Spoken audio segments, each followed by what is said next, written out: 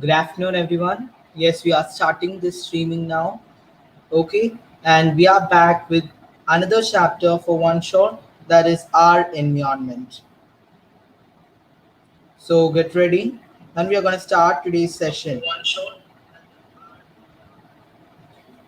Yes, guys. Okay, so if you all are here, we will do the quiz session, or if you are not there, we will just take with the theory part. Okay, everyone. So let's start our amazing session from Biopoint is back with our environment one shot, yet another YouTube live. Okay, guys. Yes, without wasting any time, I'm moving on to the theory part of this chapter, our environment. Clear with that?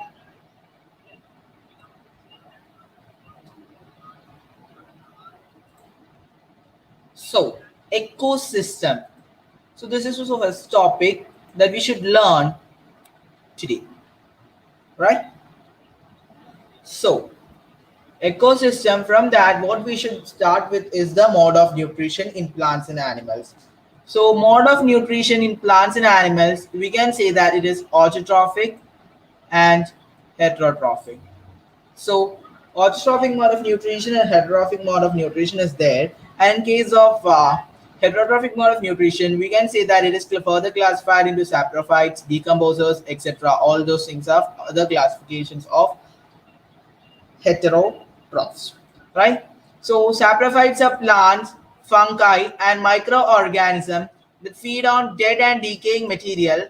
And this decomposers is the organism that break down the organic matter or waste material, release nutrients into the soil, such as bacteria, worms, slug, snails. All these are examples of decomposers. Okay. Next, we have the abiotic components. So, biotic and abiotic components. So, what is that? They are the constituents of an ecosystem, right? So, abiotic components means non-living chemical and physical components of our environment, such as soil, air, water, temperature. All these are certain abiotic components. So, biotic components, if we would say onto that, we can say that they are the living organisms of our environment, like plants, animals, microbes, fungi, etc. All these are biotic components. Okay, that's the difference between abiotic and biotic, living and non-living components of our ecosystem. Clear with that? So after that, the ecosystem, which includes both biotic and abiotic components, is a given area. All living things such as plants, animals, and organisms, they interact with each other and their surroundings with a non-living environment too. This is what is said to be as an ecosystem. Clear with that? So ecosystem is a company, or it's a surrounding comprising of both biotic and abiotic components such as the weather, earth, sun, soil, and all the living organisms, non-living organisms. All these are the components of our ecosystem. Clear? Next, we have the various trophic levels. So various trophic levels, if we move on to that, we can say they refers to various levels in a food web as per the flow of energy. So that is known as the trophic levels. Various levels in a food web. Clear with that? So that is the producers, primary consumers, secondary consumers, tertiary consumers, quaternary consumers, and decomposers. All these are the components of a food web or a food chain. Okay. Therefore, we can say that these components are what are constituting the various trophic levels of a food chain. So, pyramids of a trophic level, if we say, is that it's a graphical representation, and can be the pyramids of can be the pyramids of numbers, can be the pyramids of biomass, can be the pyramids of energy. So, with anything, we can frame a pyramid of trophic level. So, pyramid of trophic level like this, a triangle including various levels of producers, primary consumers, secondary consumers, tertiary consumers, quaternary consumers, and decomposers. All these such as all these we what we do is said to be the pyramids of a trophic level, right? So all the pyramids start with the basic producers. Okay, and pyramids of numbers, they are given numbers of organisms present at each trophic level and can be upright or inverted. So whether it can be upright in the form of a triangle or it might be an inverted triangle. Clear with that? So a pyramid of biomass, if we say about that, gives the biomass of each trophic level, and it could also be whether it is upright or it may be inverted.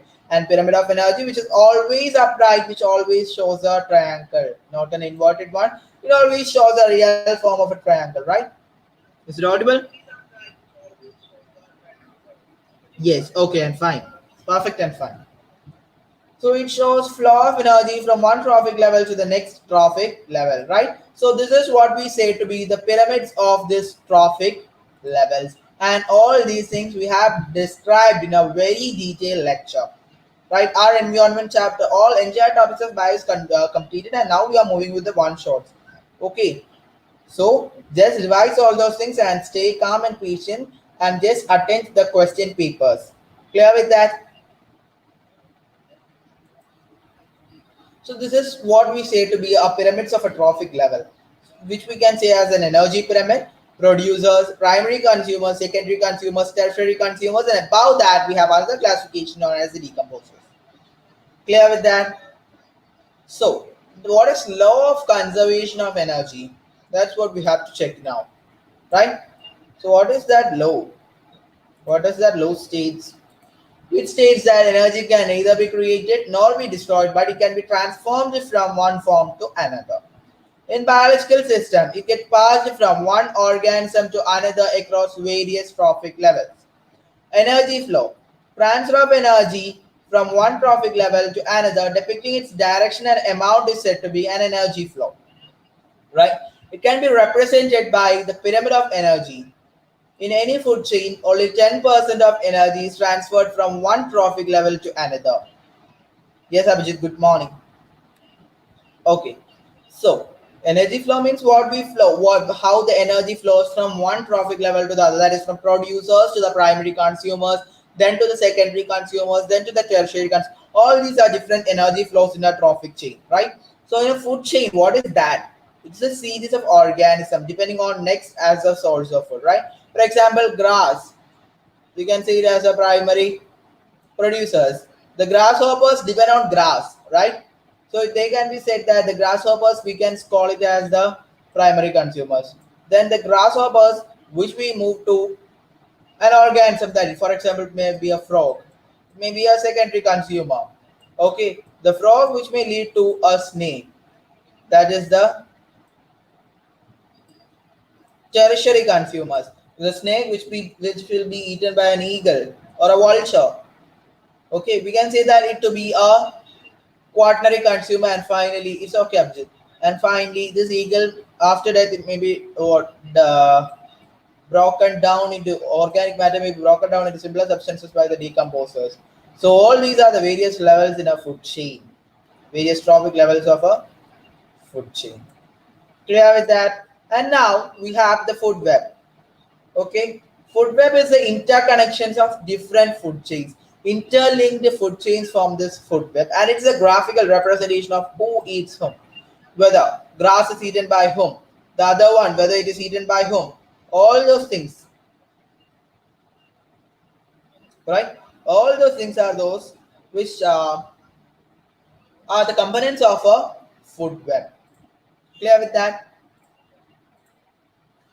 So like this might be a food chain, water producer, then to primary consumer, secondary consumer, tertiary consumer, quaternary consumer, and after that, after its death, which we say to be a what, which we say to be a decomposer, right? So after which we move on to the characteristics of an ecosystem, which we are entering onto the what this amazing lecture of this one shot. So characteristics of ecosystem includes the summary of what trophic levels, right? So their energy flow and pyramids. All these two are the characteristics of an ecosystem, which includes all the living things and the non-living things. Okay. So unlike ecosystem, there need not to be any interaction between them. So in the environment, unlike ecosystem, no infraction, not compulsory there. So after which we are moving on to our next topic known as pollution, which is known as the degrading of the natural quality of our environment. in different forms. It might be air pollution, it might be water pollution, it might be soil pollution, it might be noise pollution. All those things are different types. Thermal pollution, radioactive pollution. All these are different types of pollution, out of which now we are going to start with air pollution. That is introducing pollutants such as an organic molecule, SPM, suspended particulate matter, very important, or other hazardous substances in the atmosphere. All this is known as air pollution. So air pollutants may be man-made or it may be natural. So natural like forest fire, dust storms, volcanic activity, releasing of ashes after this. All these are the different natural air pollutants, and man-made it is power plants, homes, industries, oil refinery, transportation. All these are different air pollutant, different air pollutant. Clear with that? And ozone layer depletion, what we say about that? Ozone layer depletion. Ozone layer is one of the layer in the stratosphere which protects us from the ultraviolet radiation of the sun. So CFCs, are the chlorofluorocarbons released in the atmosphere, react chemically with the ozone molecules O3. So it reacts with the CFCs and it might be get depleted. Clear with that? It's the garbage management.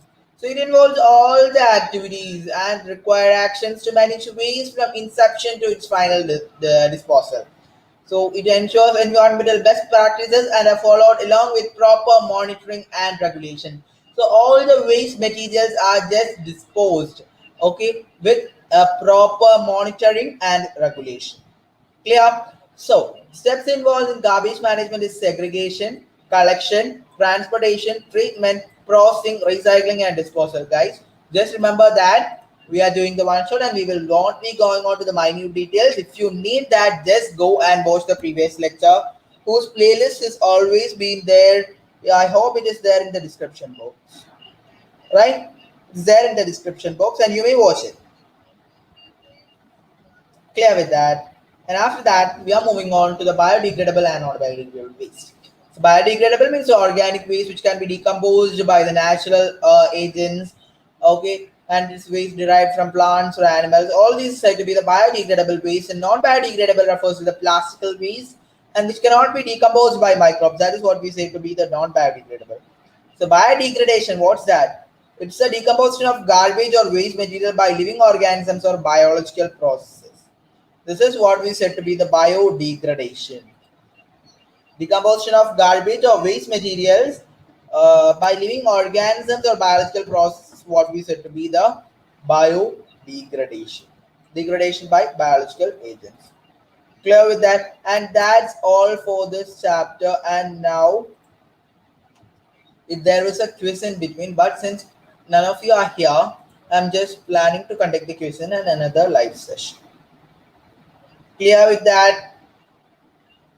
Clear with that?